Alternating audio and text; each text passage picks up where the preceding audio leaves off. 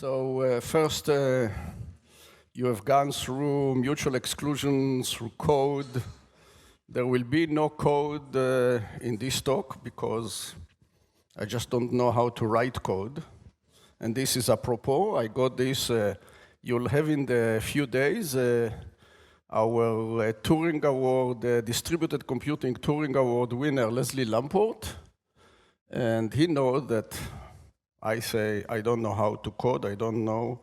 So he sent me this photo in Paris that probably I know French less than you, but I still could have read it, and essentially it says, theoretical theory, we understand everything, but we can do nothing.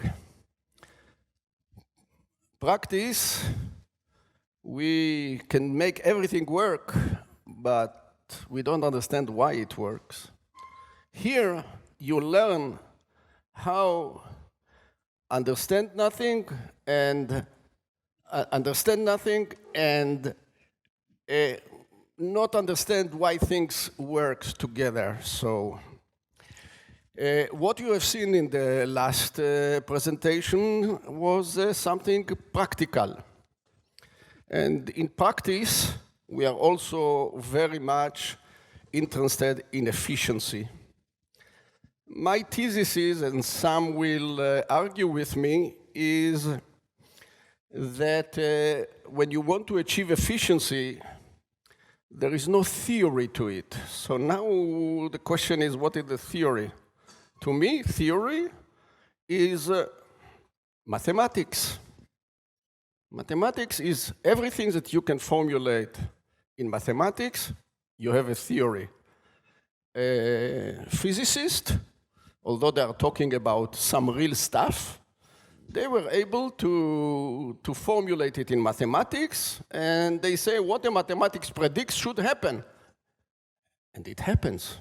So this is theory.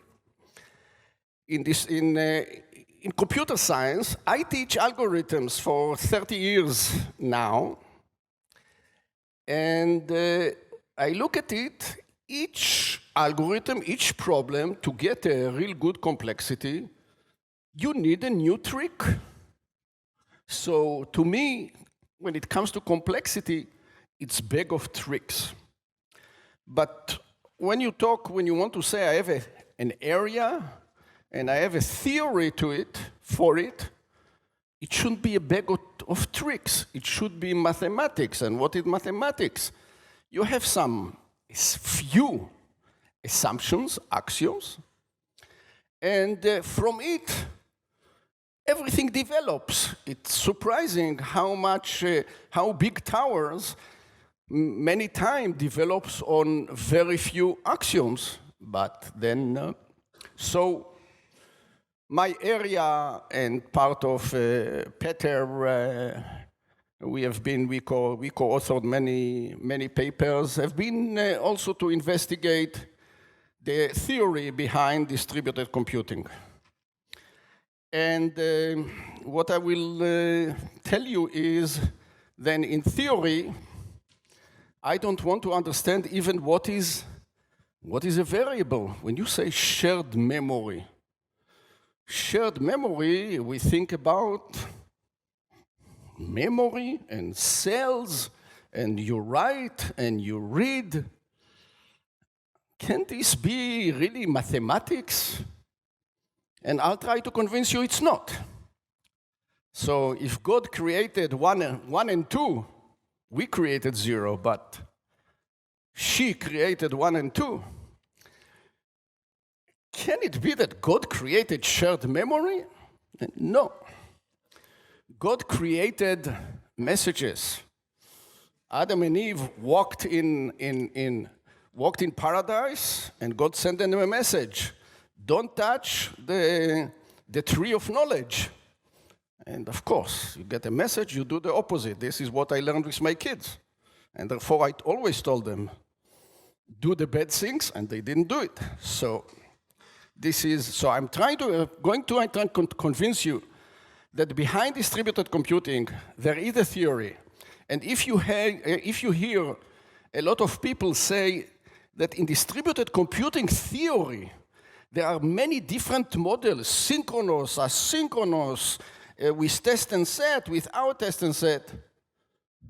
Learn, hopefully, after the 3 hours that we spent together, you will stop believing them.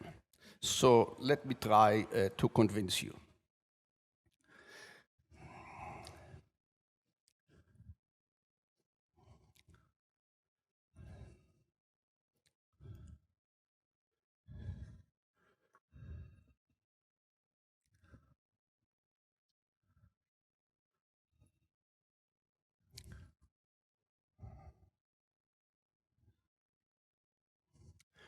Okay, this I left the same title. I started with this work after my many years ago student Yuda Afek and mine came with this idea that, like all good ideas, I don't get the.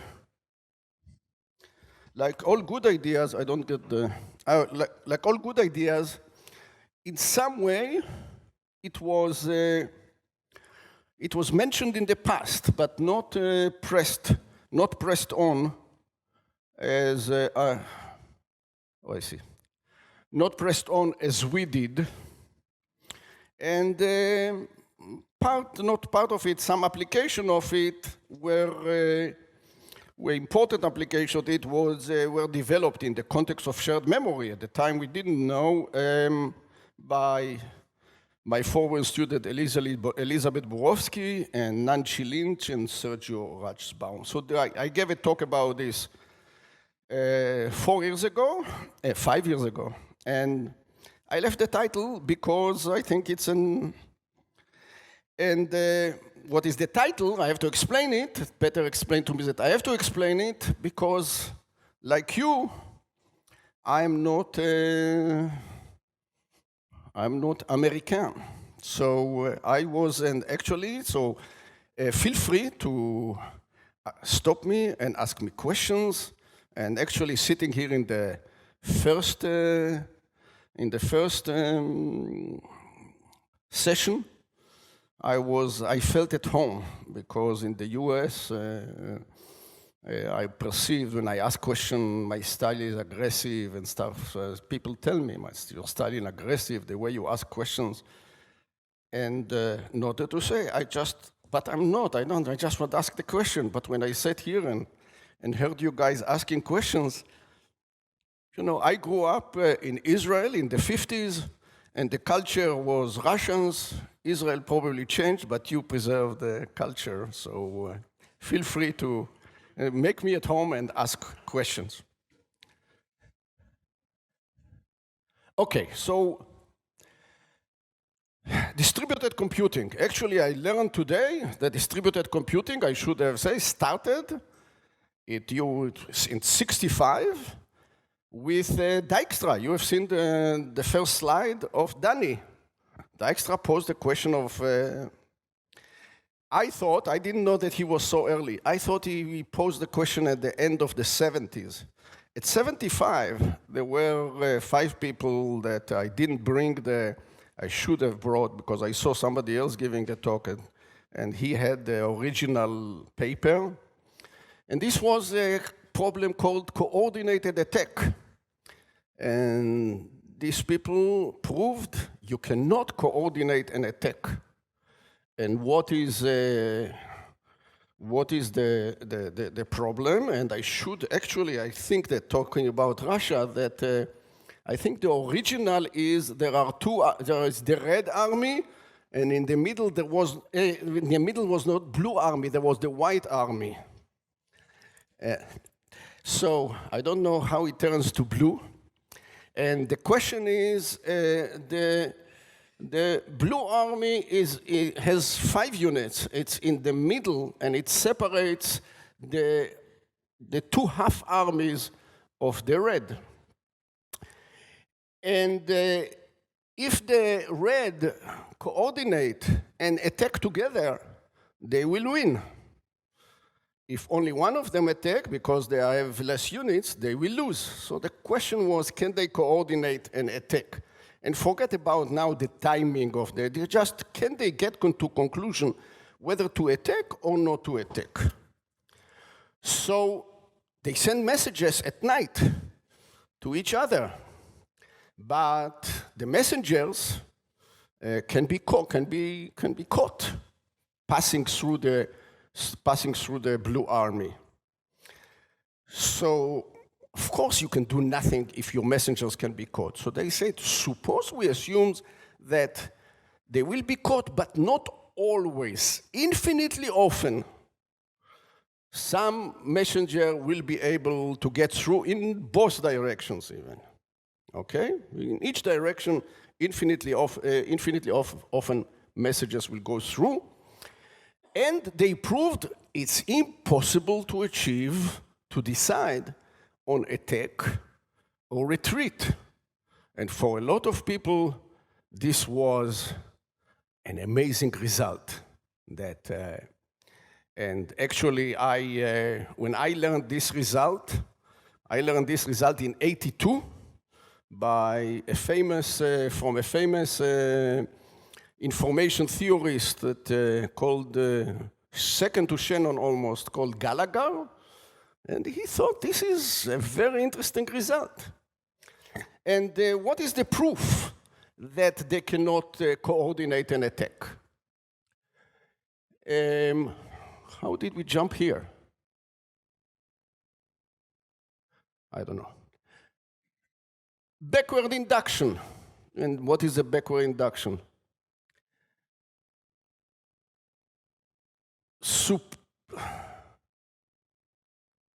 Simple by backward induction. Oh, okay, this explains. There are other versions of this coordinated attack, so I got confused. Impossible by backward induction. What is a backward induction? It says, suppose there is an algorithm, okay? So at some point of time, after some night, some generals, there are two generals, one general get a message, and it says, we are going to attack. But if this message now get them into a common conclusion that they are going to attack, there is a problem, because the other one has decided to attack, and he did get an acknowledgement to this message. This message could have been lost. So, conclusion, the other guy has decided attack before this guy got the message. But this guy, before he got the message, didn't decide yet to attack. A problem.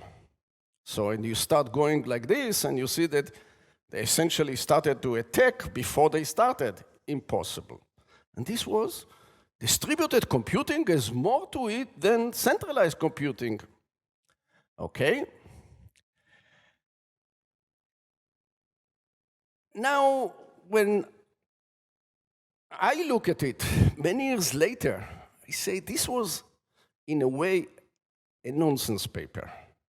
Because they presented a model that, if you think of it, can do nothing. I cannot imagine what you can achieve in this model. So, for example, can they decide to achieve attack? They differ by a day, and this is, I say differ by a day because this is something I'll get into that can be. So let's just leave it like that.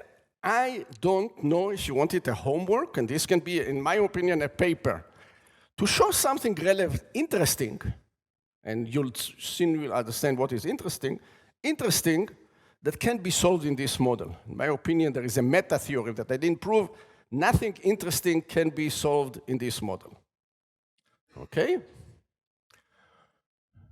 Okay, so I will show that if I go to this model and I say they didn't formulate the model right, if they just formulated the model right, they would have been real revolution.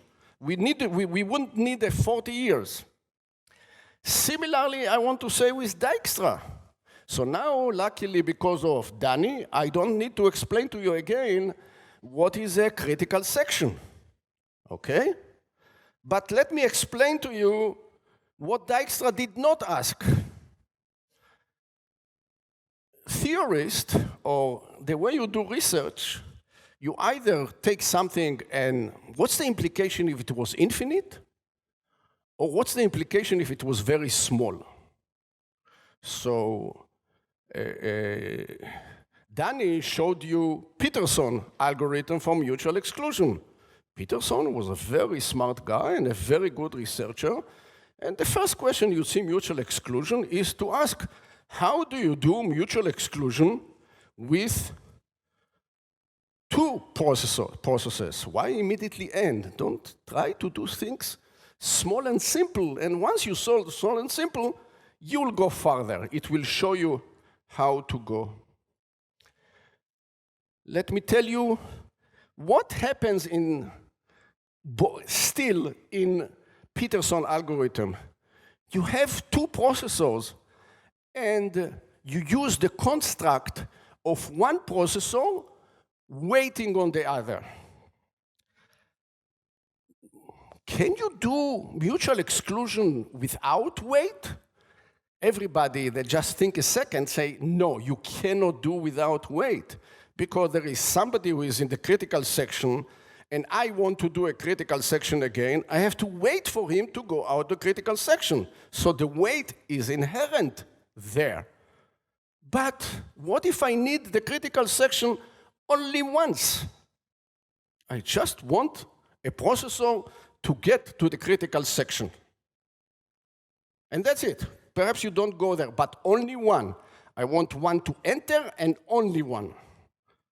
I mean, if it fails, before it enters, it fails. But if things are okay, if you are not, somebody will enter the critical section, may fail there. And so the one-time mutual exclusion was not asked whether do you need the wait statement or not.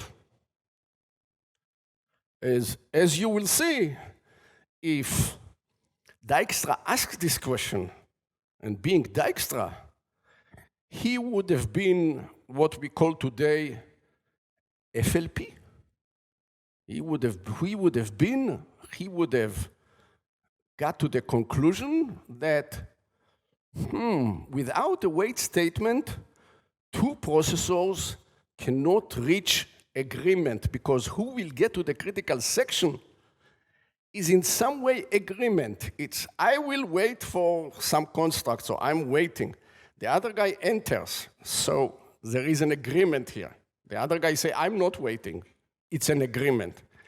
You cannot reach agreement if you don't use two processors, don't use wait statement, or don't use what Danny mentioned, higher constructs, just then read-write. But I promised you that there will not be construct and there will not be shared memory, and Dijkstra is in shared memory.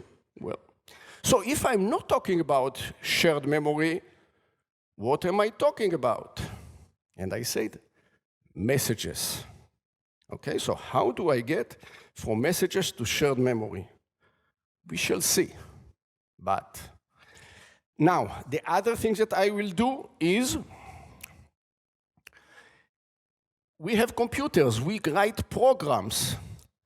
But you know that there is but programs, not that I understand programs, because I cannot write a program, and you see Leslie Lamport is my friend, but my latex is very, it's a kindergarten latex. You can see it from my transparencies. Well, I say the word transparencies, which shows you how, from my slides.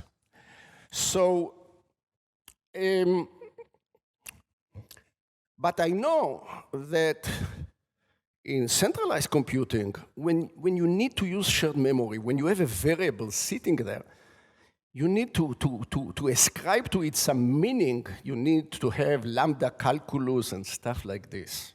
And I don't know lambda calculus. So what the analog of what I'm doing, there is a programming called functional programming. Functional programming is about a function getting a value, producing an output, give it to another function, give it to another function. This is what I'll do here. I will consider processors doing a little sending messages to each other, doing computation, sending messages to each other, doing computation, and so forth. Okay?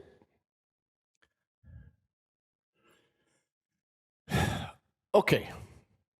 So, what are the problems that perhaps, what are other, when I say they cannot reach agreement on attack or retreat, what other problems are there that perhaps can be solved and may be easier that you don't, some models solve them, but not others? And the most famous problem is something called input-output, something called Epsilon agreement. And this is, think about this, the setting of two processors. One says 0, one say 1. 0 is retreat, think of it. 1 is attack. You cannot decide 0 and 1.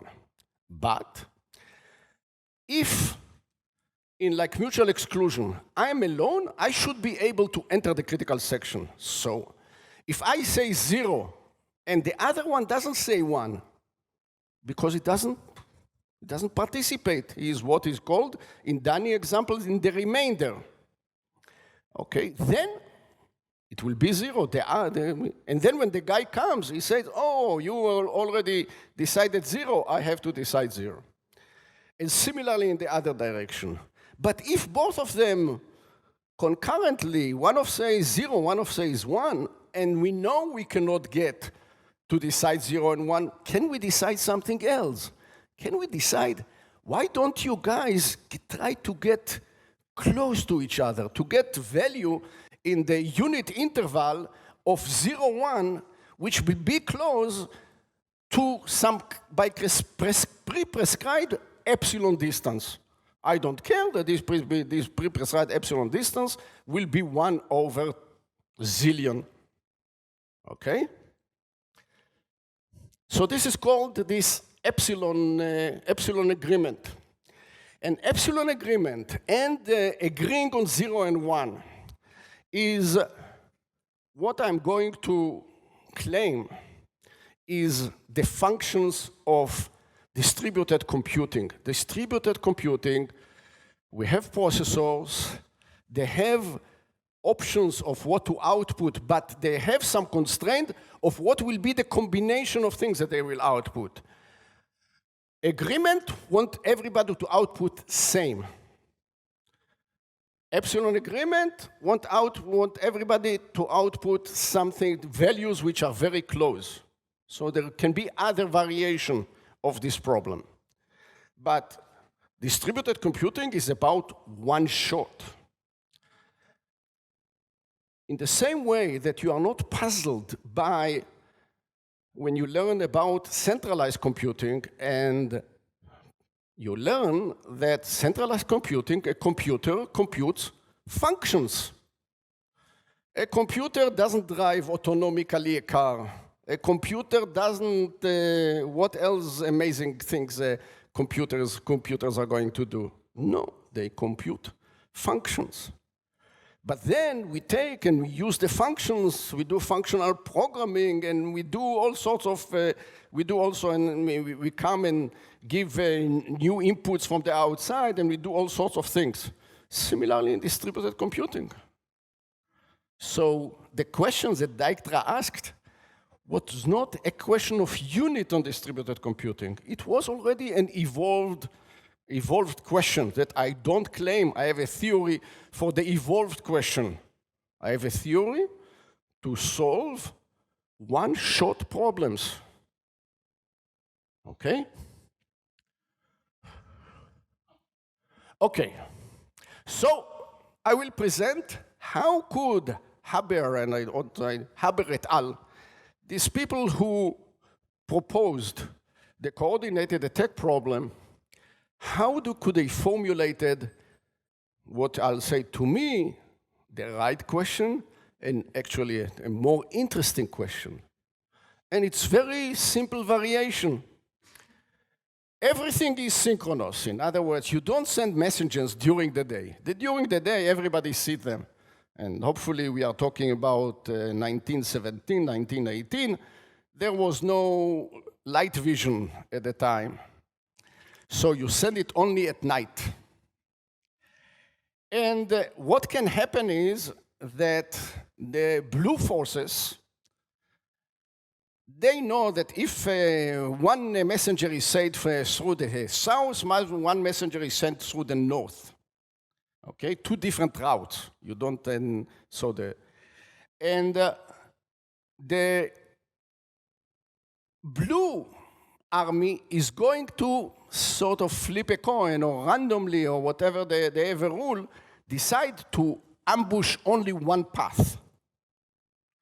And on this path, the messenger may be unlucky and be caught, or can even still have people waiting in ambush, still sneak through. So this is the model. The model is every night, two messengers are sent, one in each direction. One of the messengers may be caught, not necessarily will be caught, may be caught. And the question is, what can they do? Can they, in this model, decide attack or retreat? Can you solve the... Okay. So, for example, notice that if comes the morning and I am a part of the blue army, and come the morning and I did not receive a message, then I know my messenger got caught.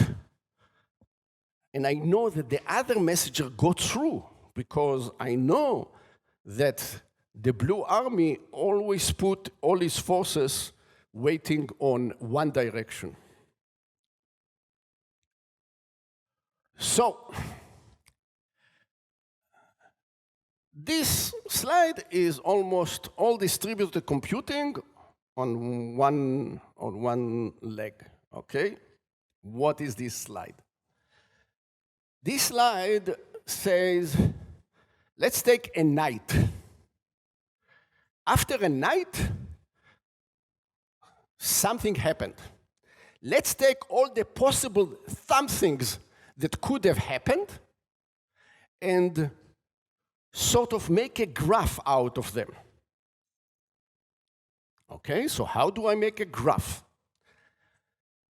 After, I shouldn't have made it blue and red, but it's not red. This is not red. This is yellowish. One side votes for retreat. One side votes for attack. So I'm going to establish a graph. I have to say what are the nodes and what are the edges. The nodes are the possible states of processors after a night. And the possible state of a processor is I received a message, I did not receive a message. I don't see any other possibility. So I have two processors together. I have 4 nodes. Where do I put an edge? I put an edge between 2 nodes that there is a scenario of what happened with the messages that can give rise to this view of the 2 processors. So this is essentially what happened, and we can see what happened here. Mr. Yellow, or call it the left red army, did not receive a message. If the left red army did not receive a message, the right red army, which is here blue, received a message. Similarly, we have the state of the world, which is, where is my?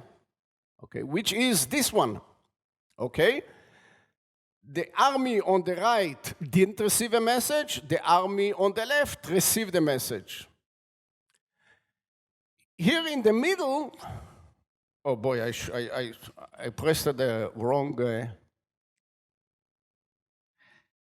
Here in the middle, this is the situation of the world that the two messengers were lucky and got through. So we have the situation of the world that both of them got a message. So I have only 4 nodes, and I cannot connect an edge between a node that corresponds to the processor with himself in another state. So the only edge that is missing is between this one and this one. But these 2 nodes are the 2 processors, none of them receiving a message but after the night. But there is no scenario like this. Right? So this is the situation after a night. After a night, I get this this situation. And now think of it. This is a proof. What you see here on the top of the slide is a proof that after a night, after a single night, the 2 armies cannot decide on attack or retreat. Why? Because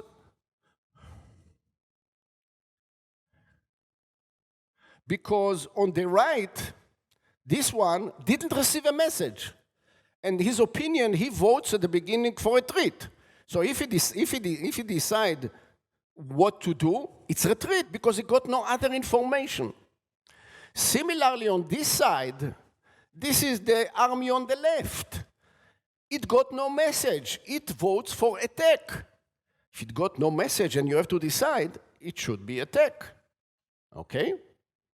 So if you decide retreat here and you decide attack here, what is an algorithm? An algorithm takes your view at the end of the algorithm and say your output is this and that.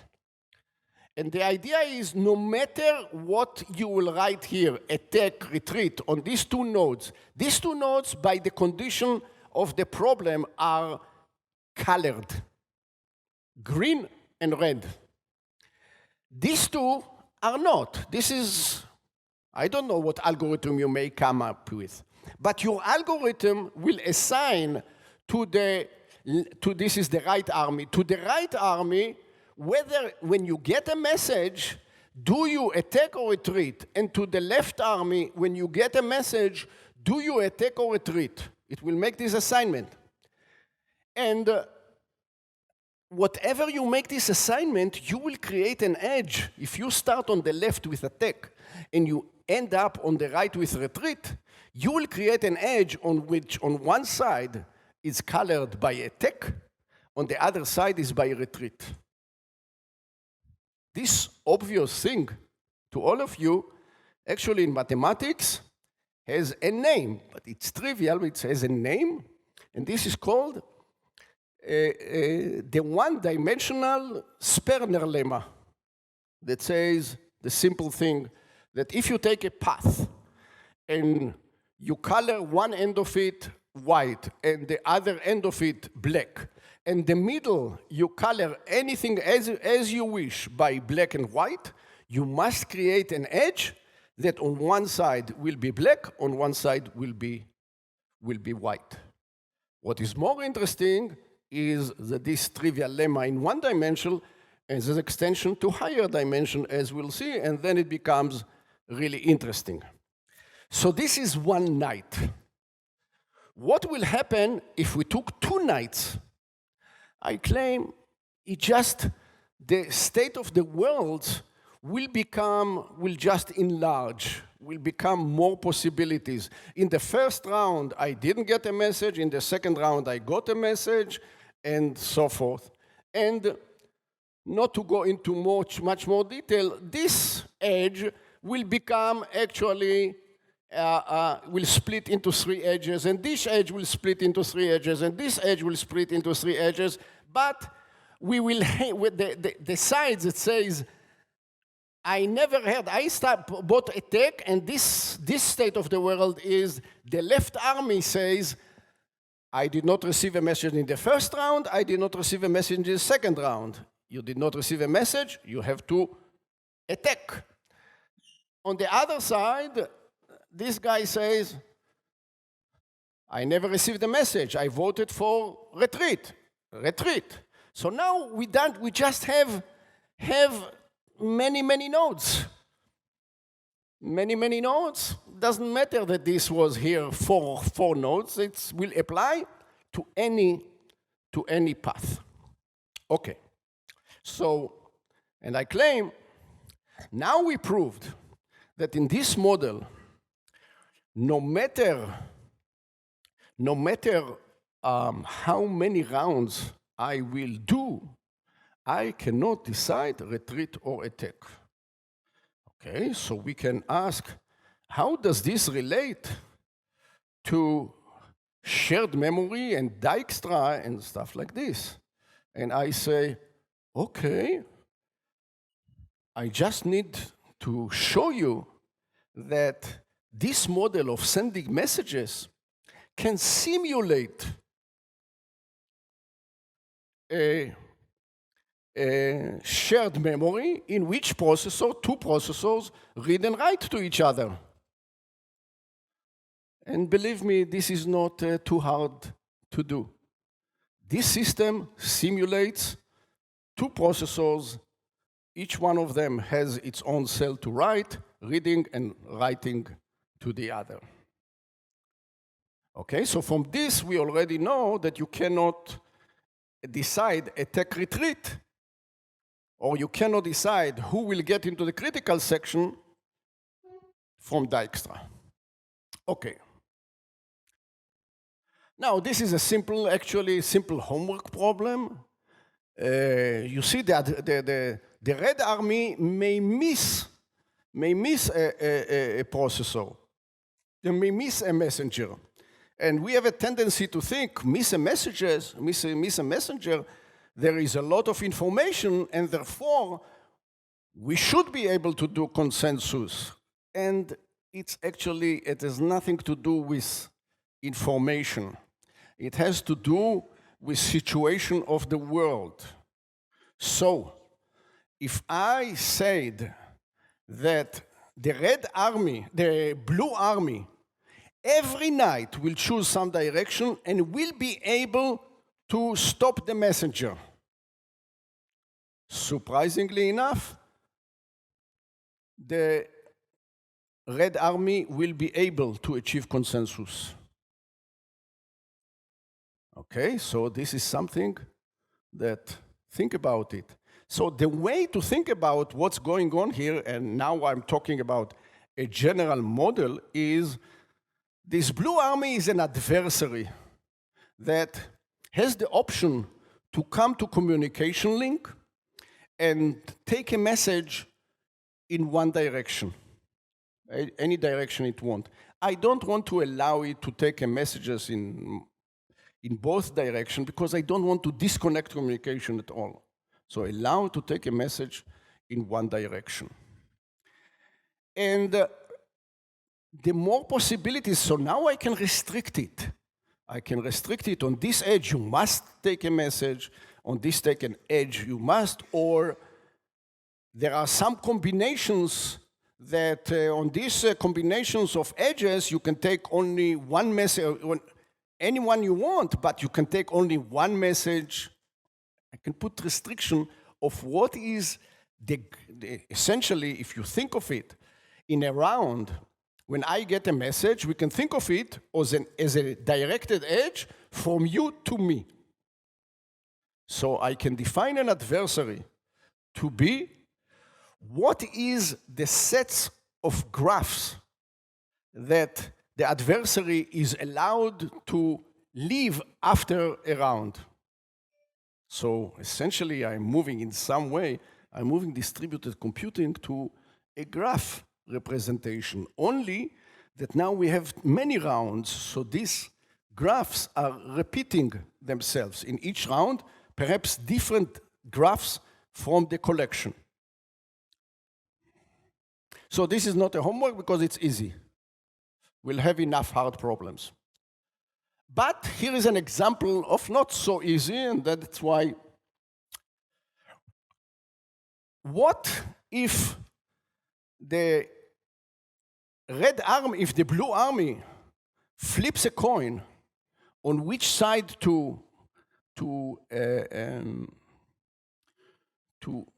put the ambush only once? But once it's there, it doesn't change anymore.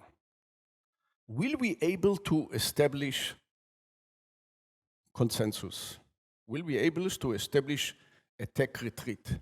And the answer is yes, but it's not that simple anymore, because in order to establish consensus, you have to show that this Sperner lemma, or one-directional Sperner lemma, that the disabled consensus doesn't exist anymore. In other words, that there is this cut, okay?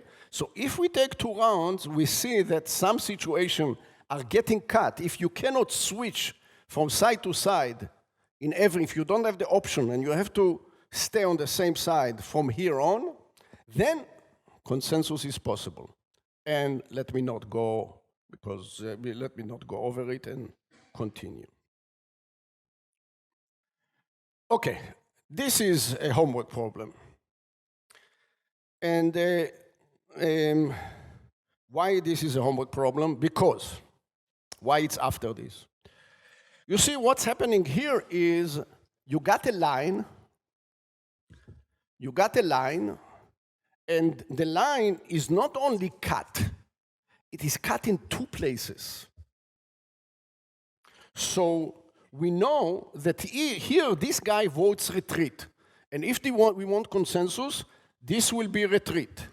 And this will be retreat, and this will be retreat. Because you have to agree on this edge, you have to agree on this edge. But this edge is not there. Similarly, attack, or whatever it was.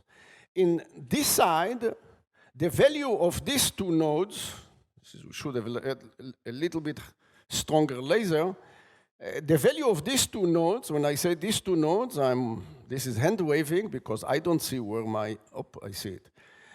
These 2 nodes should have the same value as this one.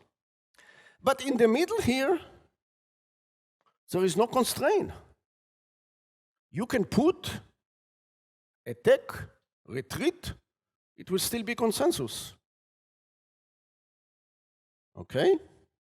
So, in particular, when you have an island like this, I can assign it any value I want. There will be consensus, perhaps attack, not attack, retreat, and this will be, let's postpone the decision, or something like this, but an agreement that both of us postpone the decision.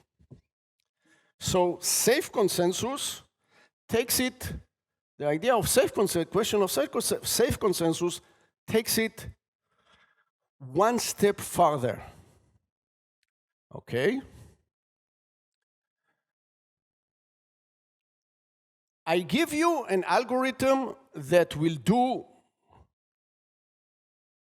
consensus. Let's now formulate an algorithm that will do consensus, and instead of consensus, I'll use another problem, which is equivalent to consensus, and it's called election. Processors start negotiating with each other. And if a processor goes by itself, and we don't need a processor go by itself, they all output a name of a processor. But we want to prevent the situation of default, that they all decide ahead of time that this and this guy will be our leader. How do we prevent this default? In an algorithm, every algorithm, every model should have the notion whether a processor participates in the protocol or does not participate in the protocol. A notion of participation. And you cannot elect somebody who does not participate. Okay, so the election is all processors output an ID of a participating, the same ID of a participating processor. This is the well-known formulation of election, or also consensus. So the question, the homework question is about safe consensus. And safe consensus says, if, non-triviality, if a processor goes alone in a solo execution, in which processor goes by itself, it has to output its ID, which means that all the rest of the processor, when they start working and see that he already output its ID, they must output its ID too. But what about if processors start working and none of them is solo, and then they could get some uninterpreted value, some value, not an ID, some value. This value can be, I don't know. Now, when I say uninterpreted value, I mean to say don't even think about taking the value and applying it to its a mathematical function to reduce it to an ID. Okay? For two processors, the problem is easy, because if you get a value which is not P0 or P1, you know the two processors participate. So you can always say, let's say, if I'm alone, P0. If he is alone, P1. But if we get this value, it's P0. Okay? But what if I give you 3 processors? So there may be P0, but if your default is P0, I will take P0 and P1, P0 and P3 to a P2 to participate. Okay? And then they cannot output P3. So the problem becomes really interesting. And it comes from the observation that when you have some mechanism that solves for you consensus, because topologically there is no connection between the two things that you want to decide.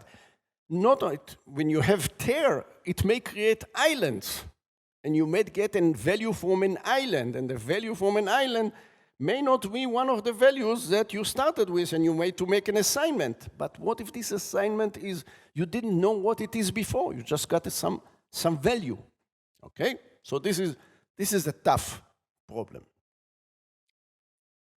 But since I say self-consensus, and it's a homework and it's a puzzle, because now you know that you can do it. If you know you can do it, the hardest question is still a puzzle. If you have something that you don't know you can do, and you solve it, you did research. Okay, so what problems are solvable? I say epsilon agreement is solvable. So let's take epsilon agreement. The epsilon, let's say, we want to decide on a knight to attack. Okay? And by the way, in a knight to attack, and we know we want to attack. If we attack, we're just going to do it this month, which means we have 30 knights.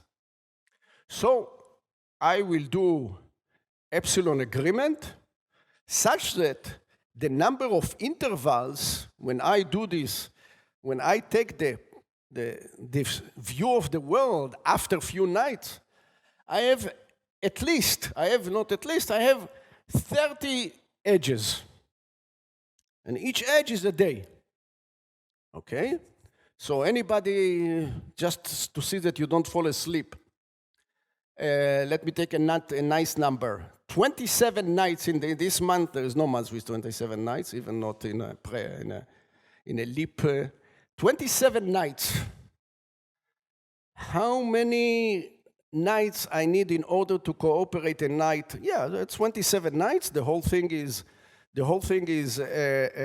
month is 30 nights. I already gave the answer. I need some knights to coordinate which knight we are going to attack. No, to coordinate an edge. Okay? So if I want to create 27 edges, how many knights do I need?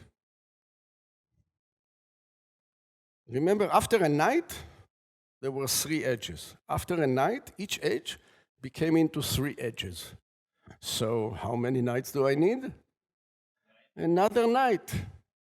Each time, it grows by, and this is the basis of a lot of impossibility results. They say, if there are too many outputs, you cannot, in the number of rounds, have to grow at most logarithmically.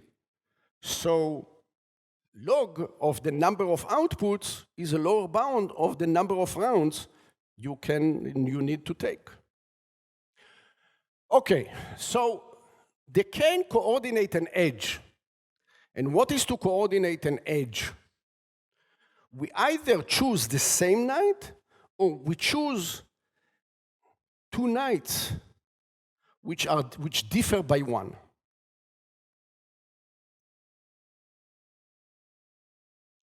Right? Or think of it differ by 1, because they are close to each other. You have 2 knights which is differ by 1. And my question is, in terms of attack, can you do something with it? So let's think you cannot attack simultaneously if I decide this knight or you decide this knight. So why do we need coordination at all if we cannot? Let's say when we think about attack, we have a gas for the tanks only for 2 days.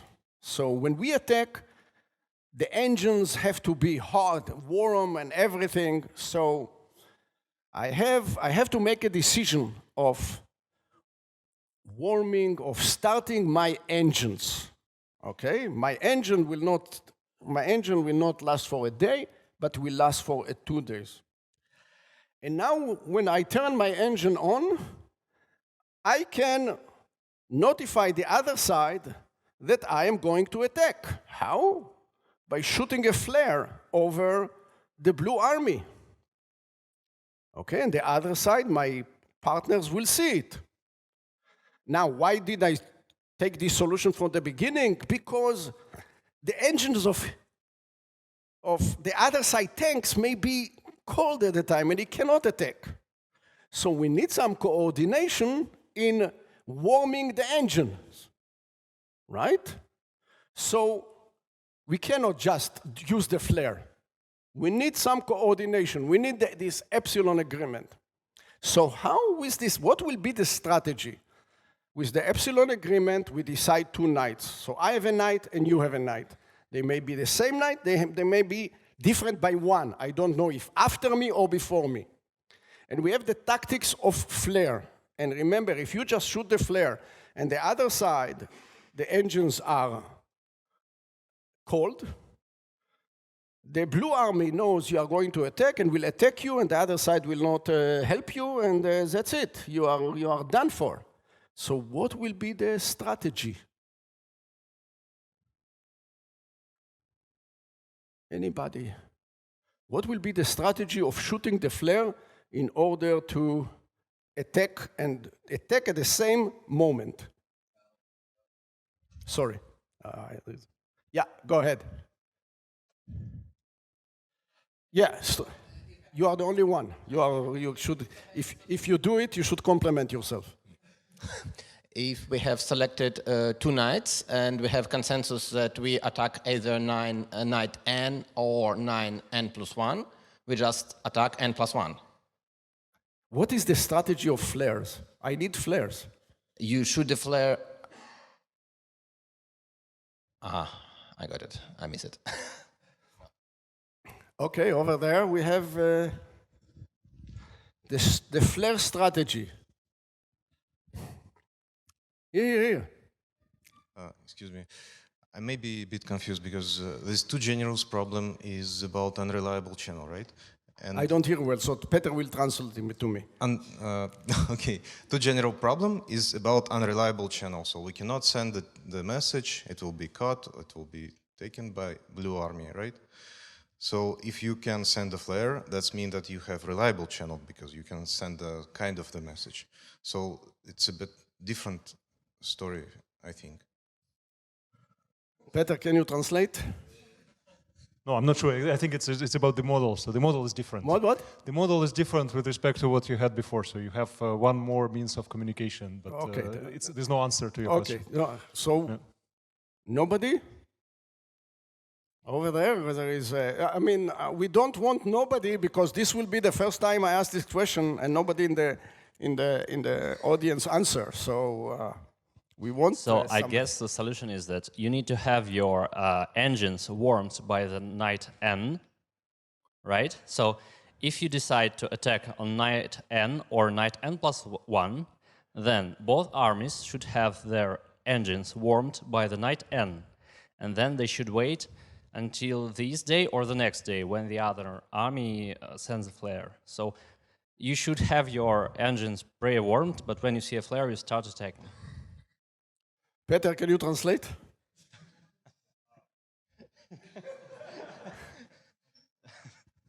My understanding is that you keep your engines warm for 2 consecutive nights. Again, You keep your engines warm for 2 consecutive nights. Yeah. Yeah. So well, I don't. Okay, that's here we have the savior. Let's hope the savior, but the last one. I mean, we'll not take. Let's hope now. Perhaps I didn't explain the problem well. Could you just both keep your engines on until you see the flare from the start? It's short or it's good? Yes, good. From the very But start. but you have to be able to fire too, because why would the other one fire if you have no strategy to fire? No, just keep them on from the start. What? Well, assuming that you have like unlimited fuel, just keep it on from the start. I didn't get it. So okay. okay, the last one.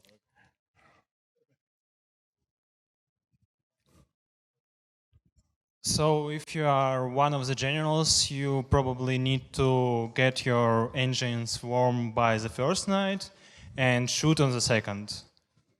Perfect. Short and so the answer is thank you. Saved. It would reflect bad on me too if there was no. The strategy is very simple. You chose a night. In the morning, you warm your engine, okay? But you don't shoot a flare. If you see a flare, you attack, but you don't shoot. The strategy is, in the first morning, don't shoot the flare. In the second morning, so now you are going for 2 days with warm engine. In the second morning, shoot the flare. Okay? So you can do something, you can do now something with this model.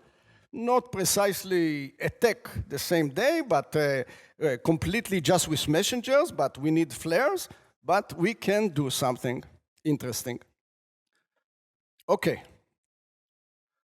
Thank you again. Okay, what else is solvable? So we have seen something is solvable. What else is solvable? And I claim something interesting is solvable. I cannot, 2 processors, just by sending messages in this model, cannot decide, I want A, you want B, we cannot decide. But what if we want to decide about 2 things, independent? On one subject, I want A, you want B. On another subject, I want C, you want D. Can I have a protocol in which, on at least one of the subjects, we can agree? This is a very good property for parliaments. We have different parties have different ideas of many things, but we'll come to agreement on some of them. And the answer is yes, you can. You see, think of it now as two knights. And what is the meaning not to agree?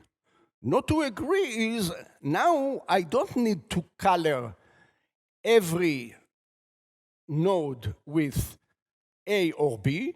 I also am allowed to color a node with a question mark. I don't know. And when you say I don't know, there is no agreement. I don't know is not agreement. Okay? So suppose that we color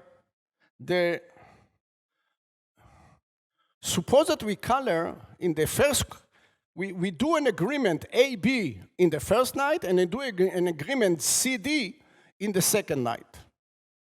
Okay? So, on the first night, I see I wrote it A and R. On the first night, we have disagreement. Not we have disagreement. We have one guy says, I don't know. So no agreement. We move to the second night. Okay?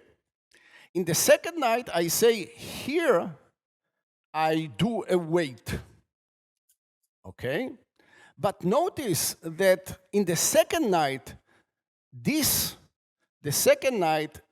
wait, okay, the second night, what am I talking here? This wait is, have seen, this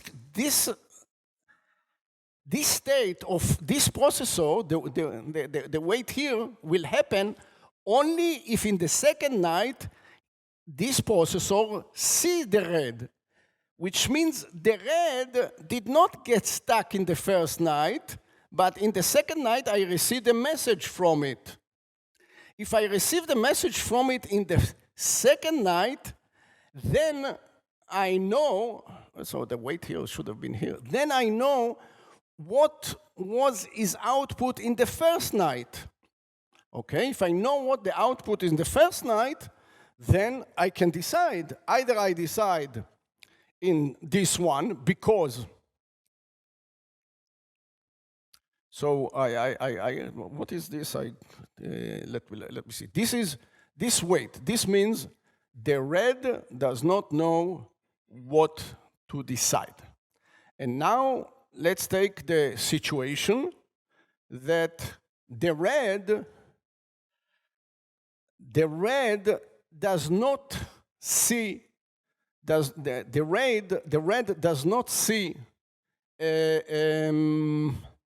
red does not see the blue in the second round. So I should have, I should have moved it here, okay? C, wait, okay? I don't know what. So the wait should have been here. So in this situation, C doesn't see in the second, the red one says, I don't see the blue.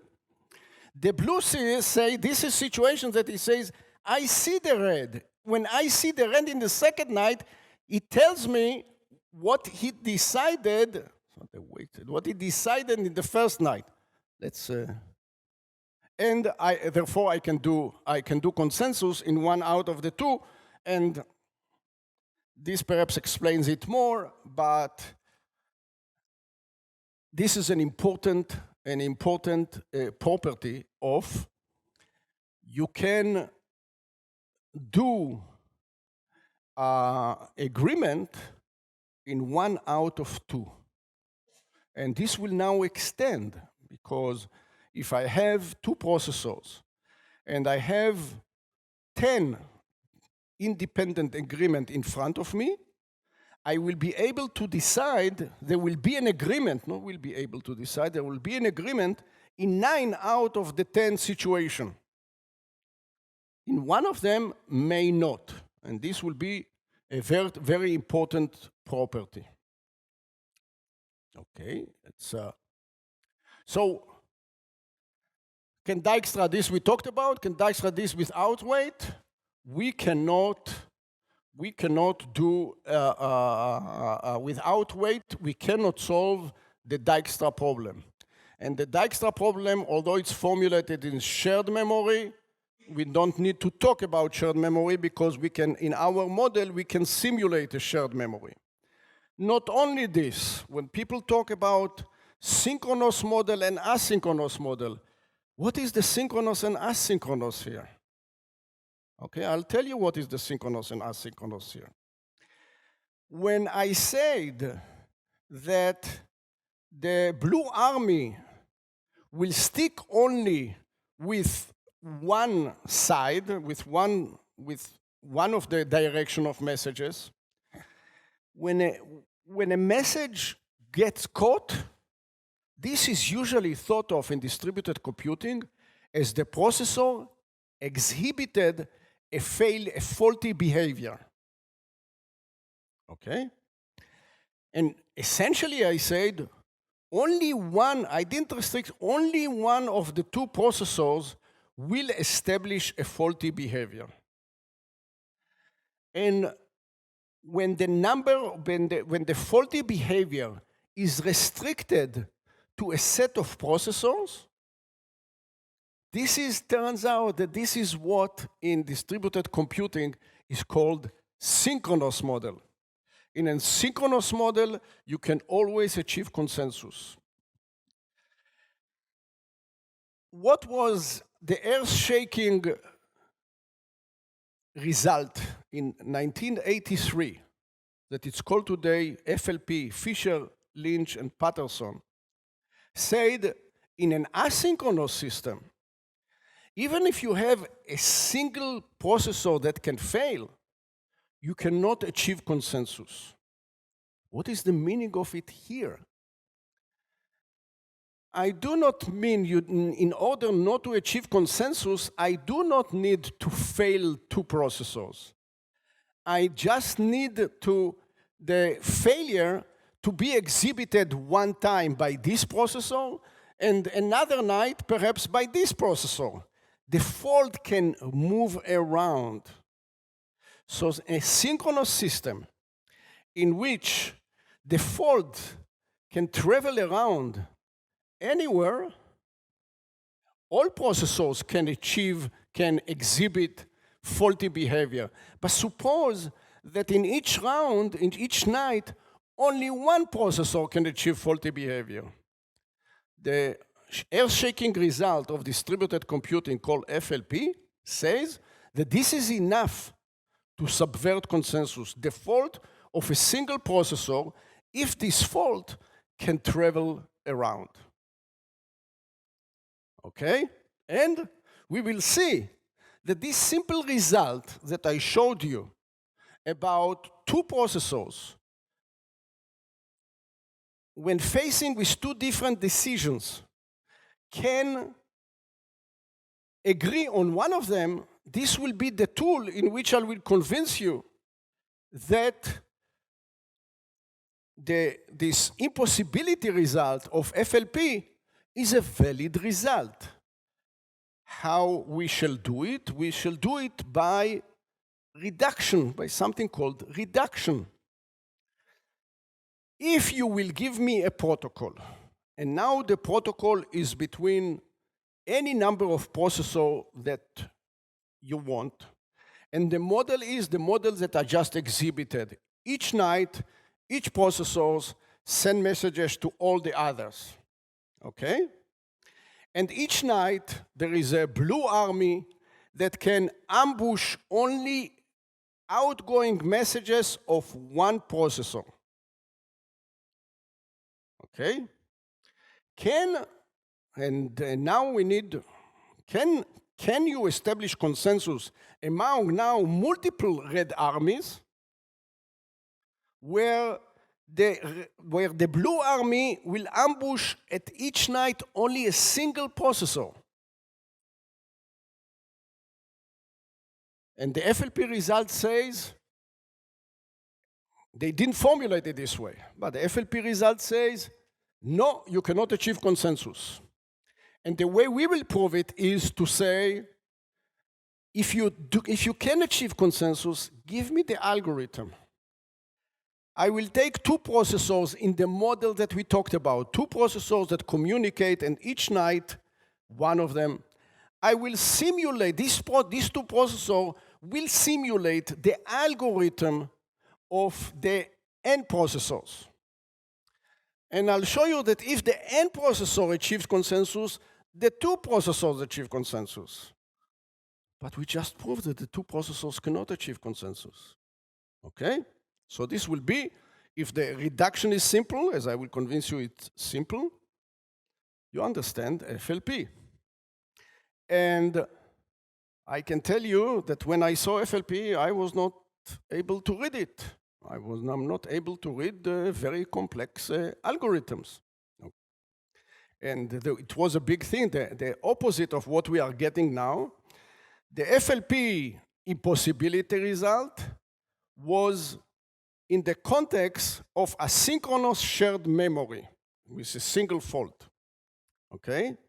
But the way that people thought about asynchronous shared memory was so confusing that to understand the algorithm, and you could not talk about the way they described it, you cannot talk about two processors because then one fault is no communication essentially. They couldn't, you cannot, there was no synchrony there. It is hard to explain. They had to talk about at least 3 processors, where in each round, at most 2 are alive in each round. They couldn't. Now we don't need all this. We can go directly to 2 processors in message passing.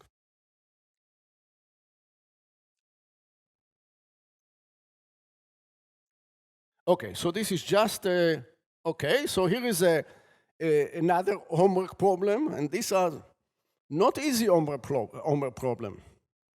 Even for just do it at the beginning for 2 processors and then extend. We have the model of sending messages to each other by rounds, and each round, 1 message can be lost. Show that you can implement the model that the 2 processors in shared memory asynchronously write. I have a cell, you have a cell. I can write to my own cell and read your cell, and you can write your cell and read my own cell. Each write and read is an atomic operation, which means that the model just takes all the operations and puts them in order.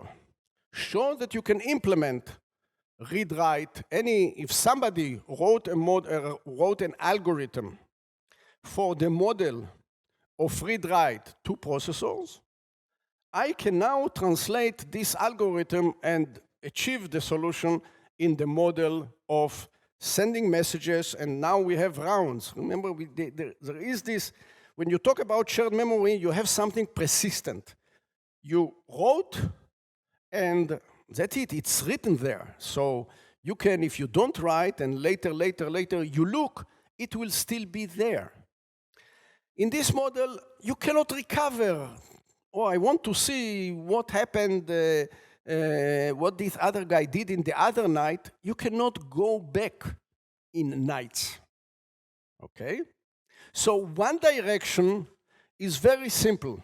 One direction, if I have shared memory, I can implement the model of messages in each round, messages in each night or each round, where 1 message can be missing. How? I will strip, I have a cell, I will strip it to layer 1, layer 2, layer 3, layer 4. And to send a message in the first night will mean writing in strip 1. And then the end of the night, I will read what is written in your thing. And if there is no message in round 1, it will be still bottom. So I know I did not receive a message. And then in the second night, I will use strip 2. And then in the third night, I will use strip 3. So shared memory can emulate the model that we are talking about easy. The other direction is the hard direction. So this is the second homework problem. Okay. So now, up to now, we did what I said is usually the first step of doing things easy. I said one step is permanent. We are going to talk only about doing things one time. The other was think about at the beginning 2 processors. Now let's relate this. We have many processors. And now the generalizations that we have many processors.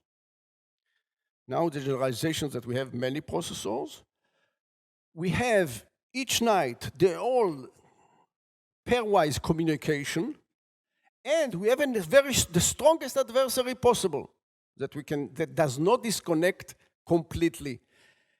The adversary on each communication line can delete message from this direction or this direction. Okay? So think about now 3 processors. Think about 3 processors.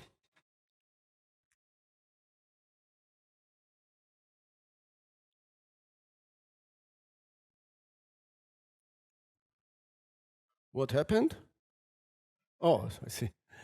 Think about 3 processors, and now we don't want to consensus and stuff like this, so we start to take things which are to generalized, things which are relatively simple. So we said consensus is 0, I take retreat.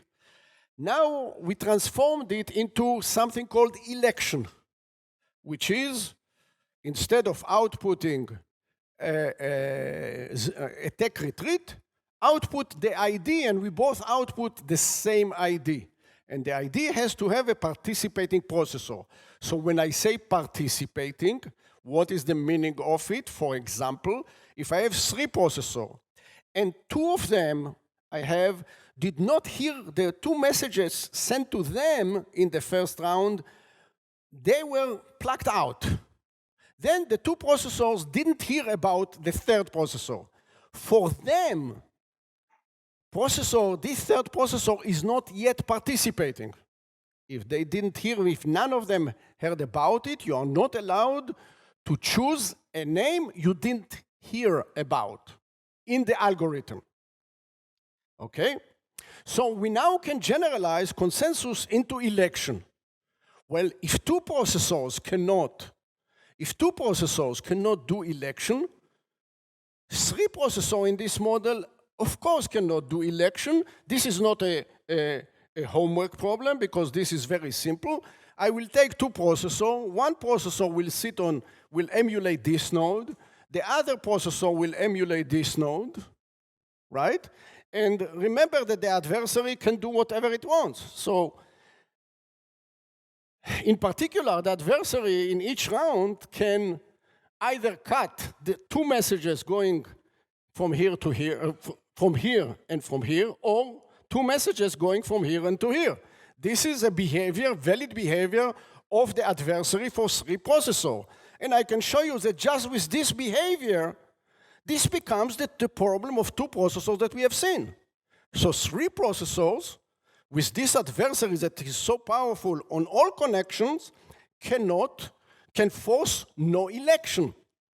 So then comes the second question. And this is an ingenious question in 1990 by Soma Chaduri that says, wait, 3 processors, we cannot do election. We cannot have all of us agree on one.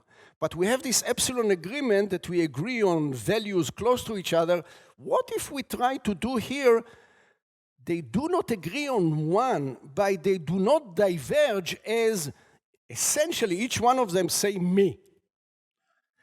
Each one of them output an ID, participating ID, but together the cardinality of the set, the number of IDs that are output is not 3, 2.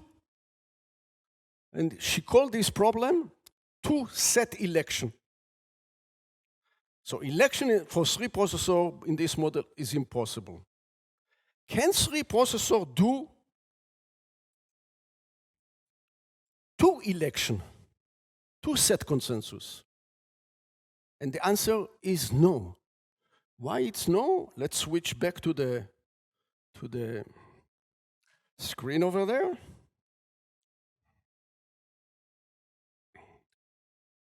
Why it's no?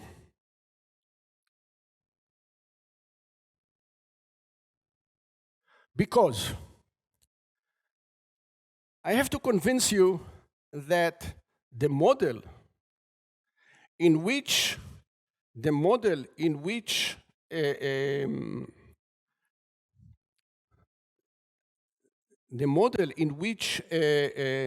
every night the adversary can delete messages on all communication is essentially the same as we devote nights for pairs. In the first night, processor 1 and 2 communicate, and the adversary is the same adversary that we talk about. In the second night, processor 2 and 3 communicate. In the third one, processor 1 and 3 communicate, and continue this way. Okay, this is the same thing. We just spread the communication over time. Okay, so you just have to convince yourself that one of them is more information than the other, but you can forget information.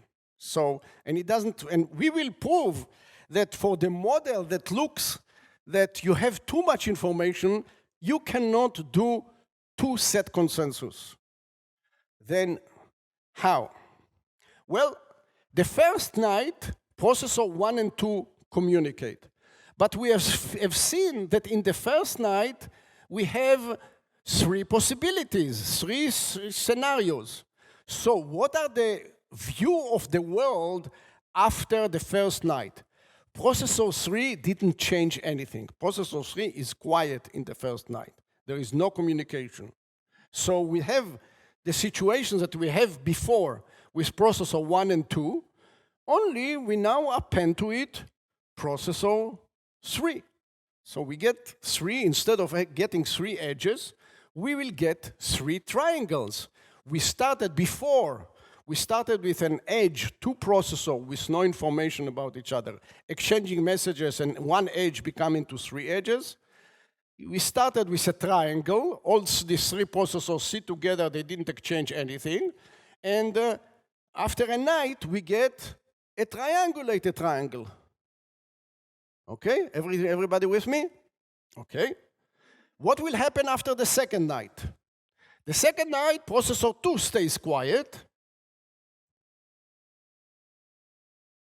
Processor 2 stays quiet, and processor 2 and 3 communicate. So after the first night, we had this world. Now each world becomes this world now splits into 3 worlds according to the communication between 2 and 3. Everybody understand that? I'm just talking about what are the possible situations after one night. After one night is 3 triangles. After the second night, well, one of these triangles happened. I don't know which. But each triangle, each night, splits into 3 triangles because some pair communicates. So I will get that the whole situation after 2 nights will be this. Okay? And after the third night, which is too messy to put, where in the third night, processor 1 is quiet, then every world like this will split into 3.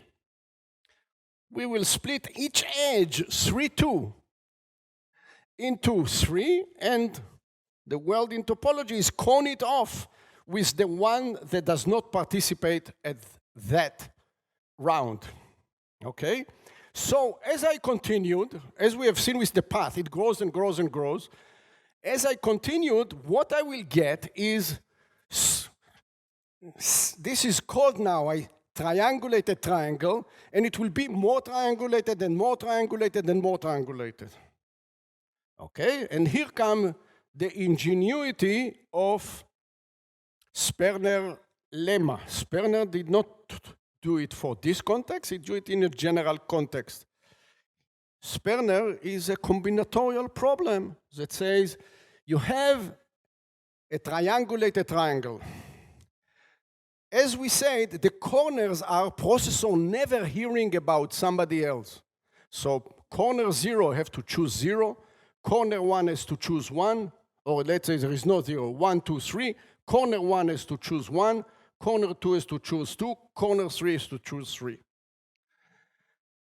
If on the side there was a communication between 1 and 2, and it will be more and more communication, but on the side, this is situation of the world in which processor 1 and 2 never heard from processor 3. So they are not allowed to choose to output, and none of them is allowed to output the number 3. So the coloring on the side will be either 1 or 2. In the middle of the side will be either 1 or 2. The coloring of the bottom will be 2 or 3. The coloring on the other side will be 1 and 3. And this is called Sperner coloring of the boundary of the... If we have this constraint that on the boundary of the subdivided simplex, we have this coloring called Sperner coloring, Sperner says, in the same way that you have seen that if I color the line 0, 1, then I have to create an edge which will be 0, 1. If I color this triangulated triangle with 1, 2, 3, and now in the middle, I'm going to, any way you want, put 1, 2, 3. I will create the analog of a 2-colored edge. I will create a 3-colored triangle. There will be a triangle which will be colored 1 node 1, 1 node 2, 1 node 3. What is a triangle? A triangle is your algorithm making coloring at the end of the algorithm. So at the end of the algorithm, any algorithm that you will use will create a situation that can happen of evolution of your algorithm in which all the processor will output the name of all the processors. Okay? This is the earth-shaking, not as FLP, but the earth-shaking result that researchers arrived in 1993 to say that the question posed by Chaduri, it's an impossibility. 3 processors cannot solve 2 set consensus. Okay, and this will be a good time to go and relax for half an hour.